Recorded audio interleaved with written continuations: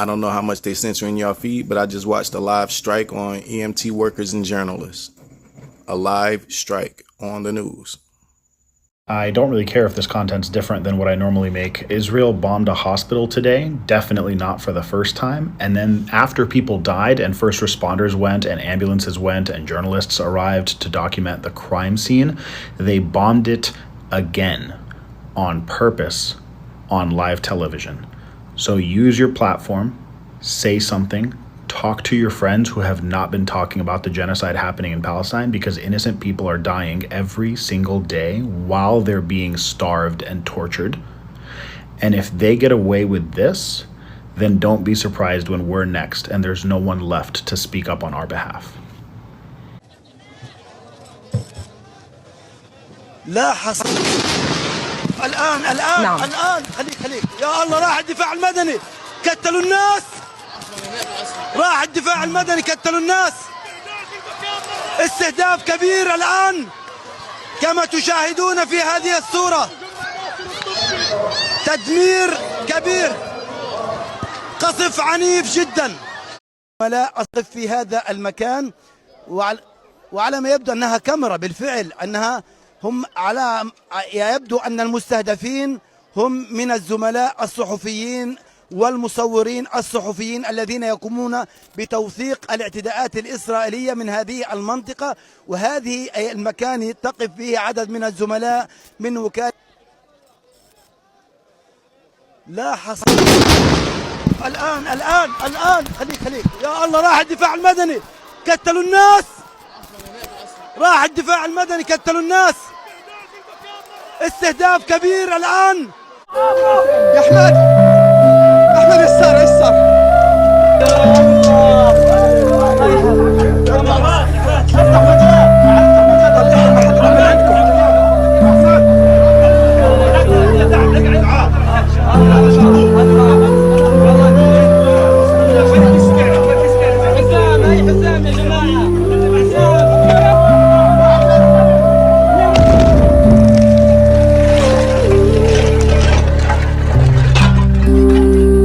One of the most prominent photojournalists in Gaza has been killed in an Israeli strike on Nasser Hospital, along with at least 14 other people. Press photographer Mariam Abu Daga shared the horrors facing people in the Palestinian territory to her 200,000 Instagram followers. More than 240 journalists have died reporting in Gaza since the war began, according to the UN.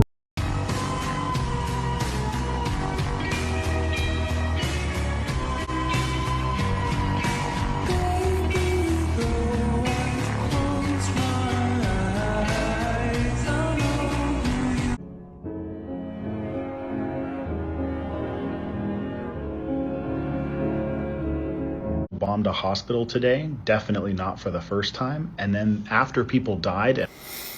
So,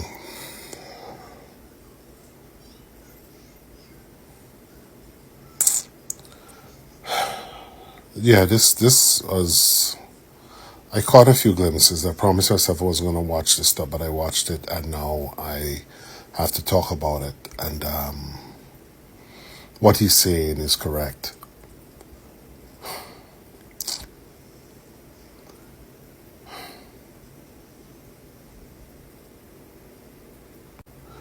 There was a movie back in the day called The Kingdom with Jennifer Garner, Jamie Foxx, a couple other well-known stars and stuff were in it. And the whole point of it was that there was a quote-unquote terrorist attack in basically a compound in Saudi Arabia. That's supposed to be a safe compound, right? Compound where Westerners get to live the way they want. It's kind of like sequestered from the rest of Saudi Arabia, where Sharia law is you have to follow. So that compound was a place where the Western employees of Aramco got to live and stuff like that. So there was a terrorist attack on that compound in that movie. Now, what happened was like hours later, when the FBI in the region went there to start investigating this attack because they attacked Americans. So the FBI is normally the international responding force. You know, the FBI flight team is the force first responder to incidents like that. When Americans are harmed overseas, the FBI flight team is response. So a member of the FBI flight team, some people from the FBI flight team were one of the first people there, and they were inspecting the damage, the crater. But what happened while they were investigating it, a second and even more powerful explosion took place. And it claimed the lives of even more people than the first attack did. The first attack seemed like it was more like a distraction to get, like they were especially targeting the American. They were targeting Americans, but they wanted specifically to target, the FBI. They wanted to target American, armed forces, quote unquote, American boots, So I remember the time some people who were commenting on it said, yeah, this is something we see in a lot of the time. Even a lot of militaries and stuff who are reviewing the movie said, military men would say that this is what they've constantly seen, where terrorists, they set off one device or they start doing something, and then there's a secondary device or secondary attack once the first responders get there, because they wanted to maximize the casualties. So they do one attack, it creates attention, it draws in first responders, troops, police, or the people that they have a problem with, and then they do a secondary attack.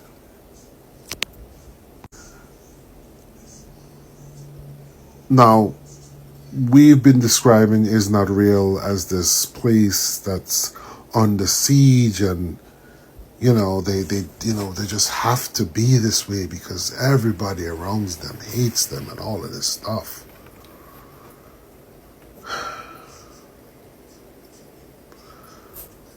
I'm sorry. I bring up the kingdom because what was frankly live streamed, especially the second attack, the whole incident is identical to what was in this movie. And of course, the bad guys in the kingdom were Islamic, were Muslims.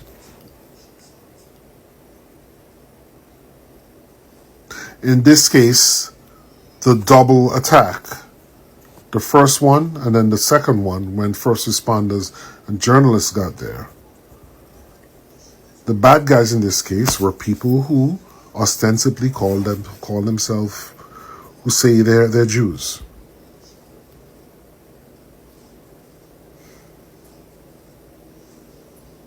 Now the irony is not lost on me.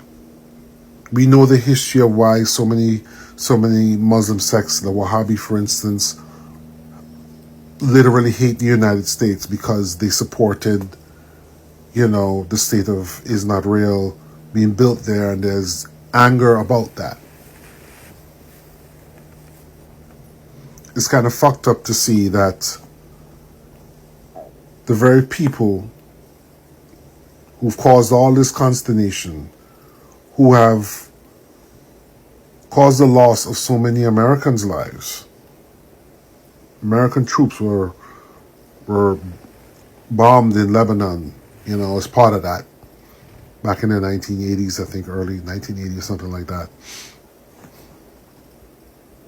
is actually using the same tactics against the Palestinians that were used on them and ostensibly on people that protected them. So who were they really targeting? They hit the hospital. And then when journalists showed up to document it, they hit it again,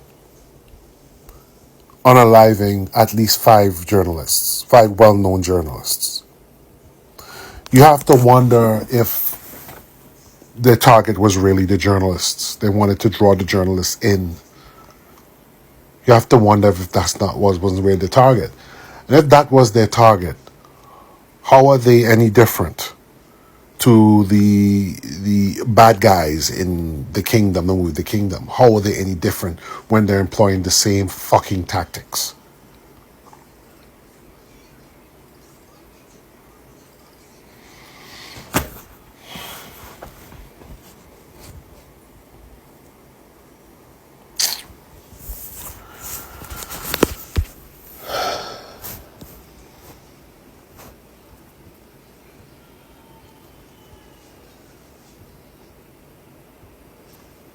The second attack was live stream. People were blown up while filming.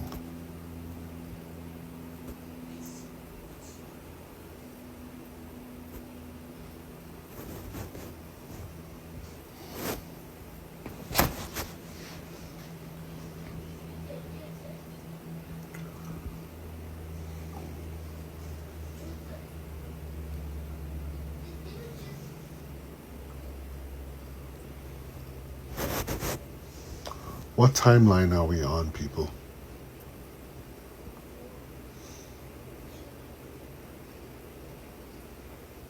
What timeline is this?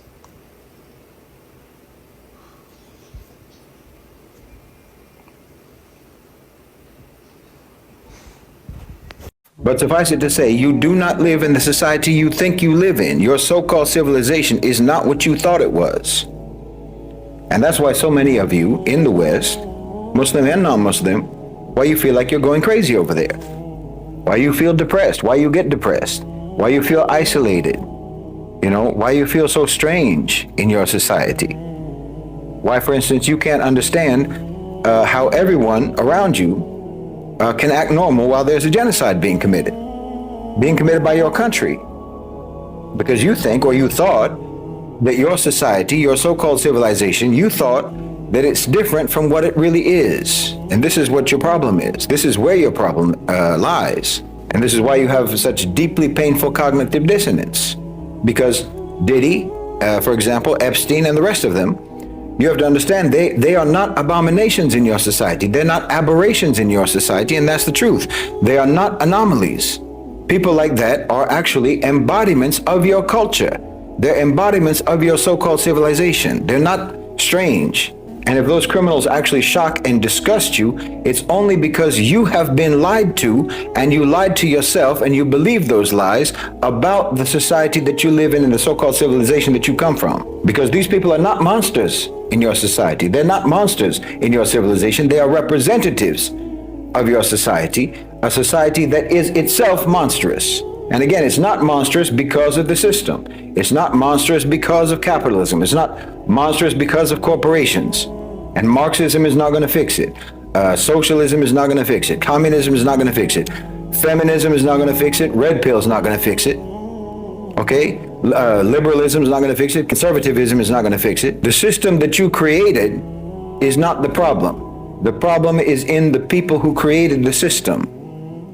Understand? The problem is the whole cultural context, the whole so-called civilizational context in which those systems were created. The cultural context that created the people who created the systems. That's where your problem lies. The problem is the so-called civilization itself. And you have to understand that anything and everything that comes out from that so-called civilization is going to carry that same sickness. It's going to carry the same sickness, the same infection, the same disease, and that's just a fact. You like to tell yourself in the West, and Muslims also like to say this, that the corruption is some sort of a new phenomenon in the West. And I'm telling you, no, it's not new at all. Not at all. It's not because of Trump.